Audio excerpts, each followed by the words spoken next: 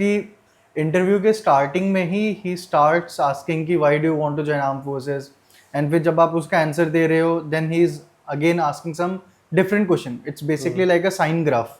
आप वो ऊपर नीचे चले स्टार्टिंग के 10 मिनट्स में ही कभी एकेडमिक्स में घुस रहा है, कभी स्पोर्ट्स में घुस रहा है, देन कभी इंट्रोस्पेक्शन वाले पार्ट में घुस रहा है कि तुम्हारे इंटरेस्ट वगैरह के बारे में जानना चाह रहा है. सो मतलब it's like a tips टॉपसी टर्वी thing he is asking in the starting 10-15 minutes.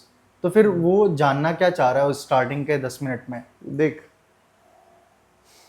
possibly if the interview starting with why do you want to join, so there are good chances कि आपके जैसे मतलब I know your background right, so you have done सैनिक school भी some for some time, ठीक है, फिर तूने केमिकल इंजीनियरिंग भी करी है, fine, then you also come from a background which has does not have any financial issues, ठीक है. तो ये सारी चीज़ों को कंसिडरेशन में रखते हुए फाइन, तेरा भी पास्ट में जो वेरिएशन दिख रहा है, सैनिक स्कूल कभी गया, फिर उसके बाद छोड़ के फिर तू सिविल में आया, then you pursued BTech.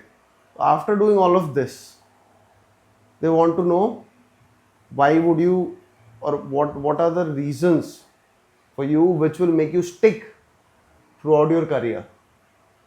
Because देख, कुछ लोग आते हैं who come from a not so well to do financial background, ठीक है, तो वो भाई वो बंदा रुकेगा, ठीक है, एक ये हो गया, फाइन. दूसरा बंदा जो है वो ऐसा है कि भाई वो जीने के लिए आ रहा है, अब मेरे को पहाड़ों में फेंक दो, मेरे को मज़ा आ रहा है उधर, ठीक है, तो ये दूसरा बंदा ऐसा आ रहा है, ठीक है. तीसरा बंदा शायद ऐसा आ रहा होगा जिसको लीडरशिप या कुछ सीखना हो, ठीक है, he wants to experience, he wants to see his personality growth oriented, ठीक है. सो कुछ बंदे आ रहे हैं ब्रदरहुड के लिए, ठीक है.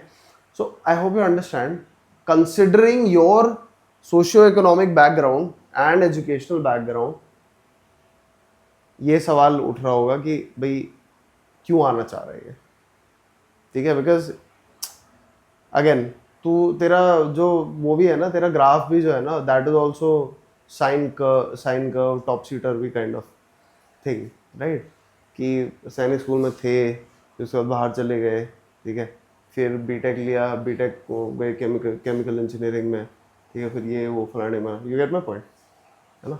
इसलिए ये स्टार्टिंग में आ रहा है question problem. So you need to define why you want to join, what is the biggest parameter. जैसे 4 फैक्टर्स होते हैं मोटिवेशन के. One is the by choice, बी के पीछे भी रीज़न होता है क्यों चॉइस है, ठीक है. दूसरा होता है आपका कॉम्पिटेंस, ठीक है, if you are good at it.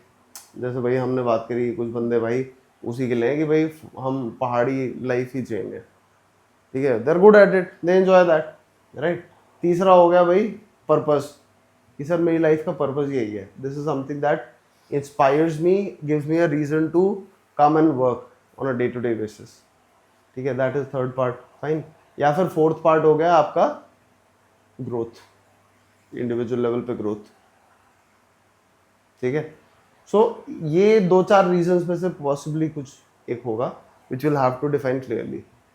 Sir अगर ये चारों के बिट्स एंड पीसेस दिख रहे हैं, एक कुछ स्ट्रांग होता है, पर किसी दिन तो तूने डिसाइड करा होगा ना फौज में जाना है मेरे को, जिसके बाद तूने एक्टिवली तैयारी चालू करी होगी. ऐसा तो नहीं है कि बचपन से तैयारी कर रहा है ना. तो वो कौन सा दिन था, वो दिन कौन सा था जिस दिन आपने डिसाइड करा कि भाई उस दिन क्या हुआ था. कोई सीनियर आपका सिलेक्ट हुआ, या आपने कुछ ऐसा विटनेस करा, कोई इंसिडेंट रहा होगा जिस दिन आपने डिसाइड करा कि भाई from today onwards what I will do is I will prepare actively for फौज, I will prepare for NDA, I will prepare for CDS. But there is some transformational event which inspired you so much that you started putting active efforts. वो कौन सा दिन था? Sir वो बताया था ना आपको, नॉर्थ ईस्ट में तब था हमारे स्कूल बस के कॉन्वॉय पे ही आगे अटैक हुआ था.